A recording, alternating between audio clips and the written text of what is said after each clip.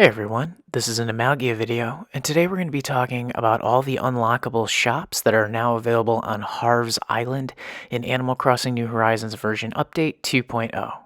This is a free update, so you don't have to worry about paying money to get access to this content.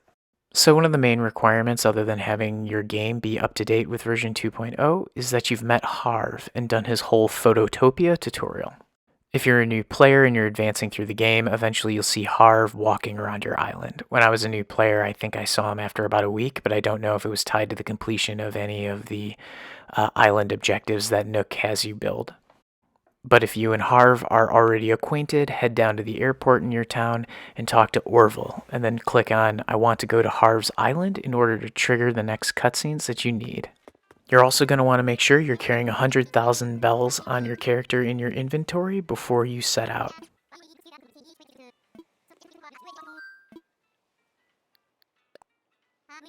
When you arrive, Wilbur will remark that there's a new path and that Harvey's gone missing.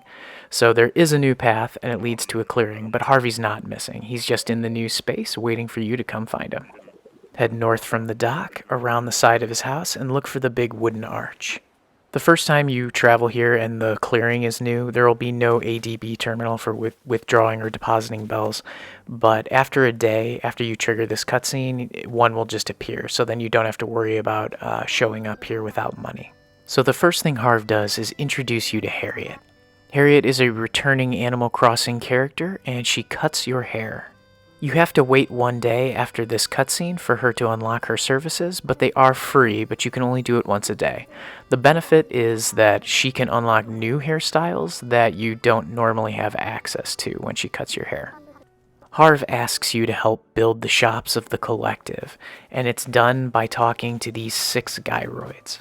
Nothing says progress like antiquated bowler hats and mustaches. There are 6 gyroids, and each one represents a different shop. Every shop costs 100,000 bells in order to build, but there are some nuances here. As days pass by, progress towards the final goals of these shops will just automatically happen at about 2,000 to 3,000 bells at a time. I think it was in increments of like 2,860 bells or something around there, seemingly because Harv is also donating to these projects as time goes on. This means that if you're patient enough, the shops will just about pay for themselves. You may have to do the final donation before they're complete, but they will all be paid off in time. A lot of time, but in time. If you're like me and you just want to shell out the 600,000 bells as fast as you can, there's still a slight hang-up because you can only upgrade one shop per day. Once you choose a shop and upgrade it to the maximum, the other gyroids will no longer talk to you, or rather they'll just say, sorry buddy, we're no longer taking donations today. In addition to Hariet, who ends up setting up her station in the center of the island, the 6 shops you can unlock, starting from the southwest, are Katrina, Saharah, Tortimer, Cyrus and Reese, Leaf, Crazy Red, and Kix. It'll be a judgment call for which ones you want to unlock and in what order based on how important you feel the services are. But I'm going to show you all of them right now to help you make that decision for yourself. Here's what all the shops look like once they're completed. I also like the peaceful track that they play in the collective. It's very soothing and fits this area well.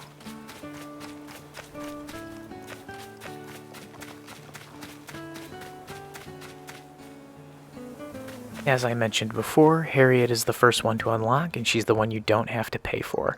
She also doesn't charge you for a haircut, but the haircut she gives you is random, based on the ones that she has to unlock for you.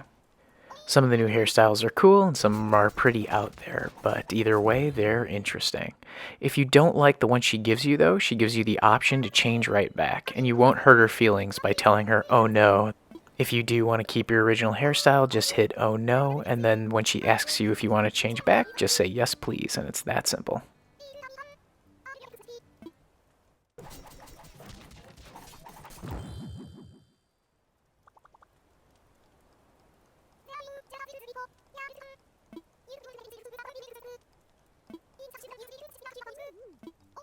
If your new haircut is one of the ones that Hariet hasn't used on you yet, you'll get a little fanfare and a message that says you learned a new haircut and that you can use it at a vanity or mirror.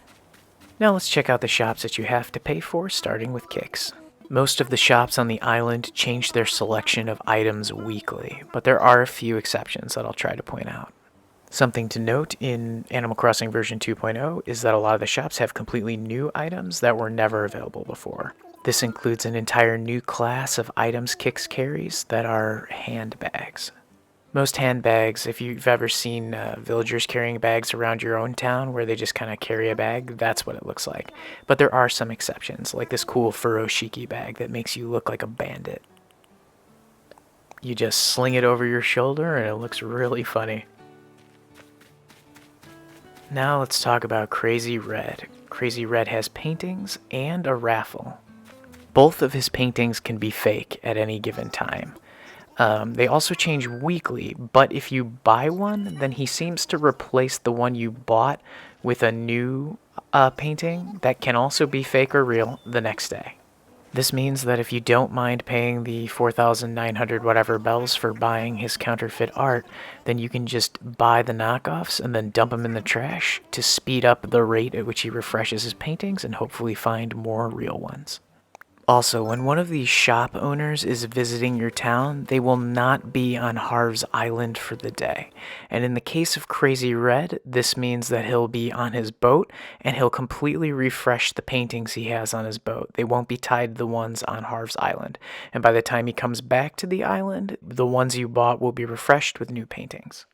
And now, because I wasted way too much time on it, let's talk about Crazy Red's raffle. If you've done the August fireworks event before, it works in the exact same way. Talk to the box on the table instead of Crazy Red, and he'll offer to let you pull tickets for 500 bells a draw. You can continuously pull tickets, but you need to have the money for it, and there'll be dialogue in between each one, so it's kind of a lengthy process. Now that I think about it, it would take me too long to go through all of Crazy Red's prizes, so I will just put up another video that's specifically about Crazy Red. For now, just know that drawing prizes from Crazy Red is completely random and that there are 30 different items you can get from him in total. It took me about 160 draws to get one of every item. The vast majority of his prizes are food items, but there are some small furnishings that are books and a few tools that you can use. And by tools, I mean like fans and a glow stick. Anyway, I'll put the Crazy Red video out soon, so keep an eye out for it. But for now, let's move on to the other members of Harv's Island. Leaf's shop is a good one to unlock first if you plan to do a lot of cooking. Leaf has the new produce starts, and they change weekly. This includes tomatoes, potatoes, carrots, wheat, and sugarcane. She also carries pumpkins, but those already existed. In addition to that, Leaf has a lot of other items that he had already, like flowers and shrubs and things like that. One of the new things about Leaf, though, is that he has a weed pulling service, where he'll pull all the weeds in your town, but it's expensive. It costs 100,000 bells for him to do it, regardless of the amount of weeds. And now we get to talk about Reese and Cyrus. This is another really solid shop. Cyrus is so incredibly useful. He can customize gyroid colors, items from the Nookling shop, items that you would buy from the Nook Stop terminal with Nook Miles, things like the Godzilla statue, stuff like that. But also items that you buy with Pokey out of the paid DLC island.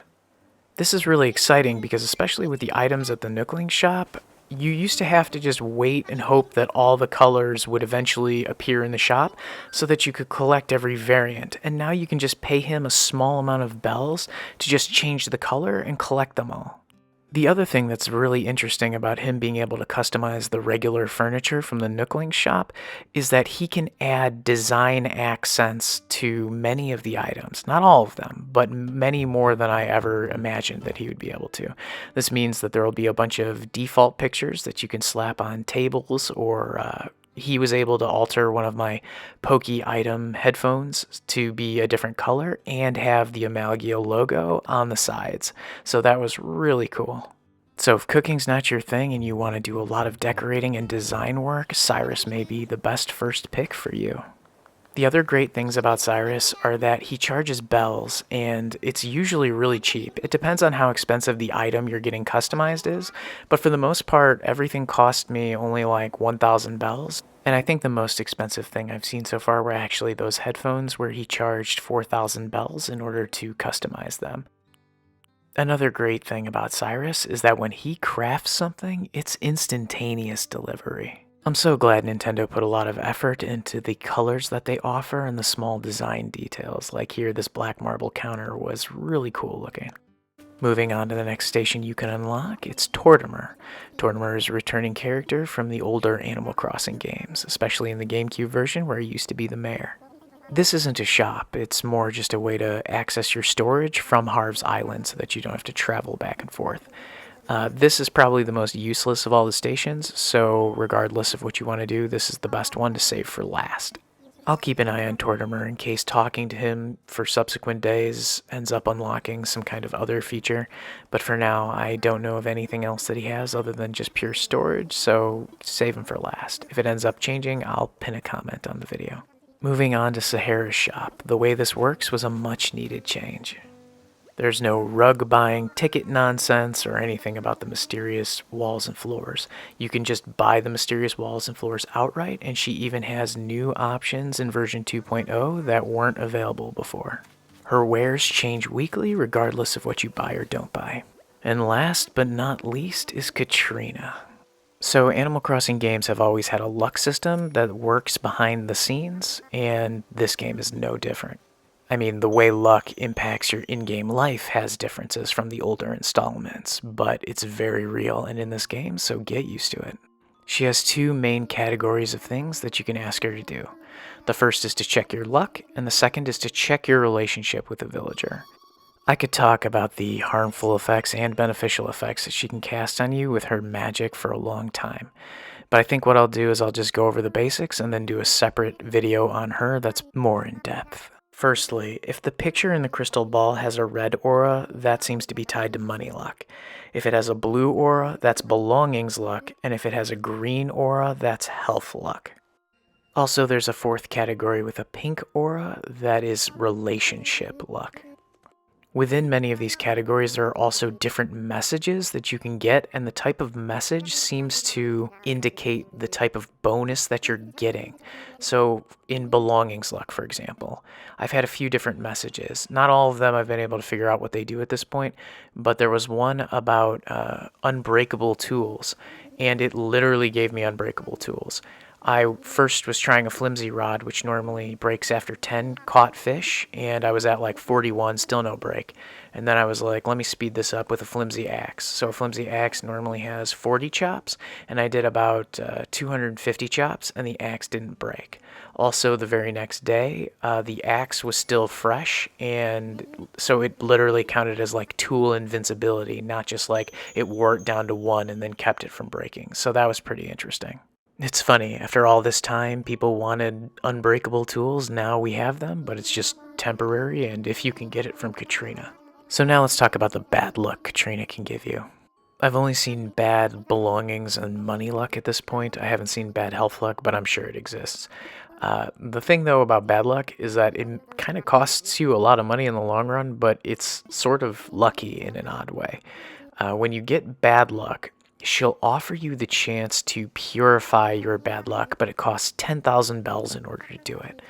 So it seems steep, but the thing is that she gives you unique lucky items that only she can give you, and some of them are pretty cool. So if you ever get bad luck, make sure to pay her the 10,000 bells. You don't get the item right away, it comes in the mail the next day. So if you're wondering where your item is, do not panic, you will get it. So far, I've collected 2 of the bad luck lucky items from her, and I'll give you a look at both of them.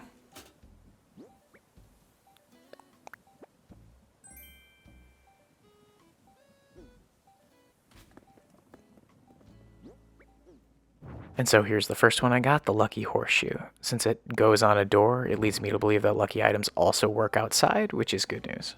The second item I got, though, was much cooler. It's just a golden turtle sitting on a pile of coins. It's pretty awesome. Anyway, that's the basic gist of expanding all the new shops on Harv's Island and what they have to offer. If you found any of the video guides on Amalgia helpful or any of the articles on the Amalgia website useful, please subscribe to us. It really helps us out. Also visit the Amalgia website, check out the free things to read there, and we hope you enjoy. Thanks for watching, and I'll see you next time.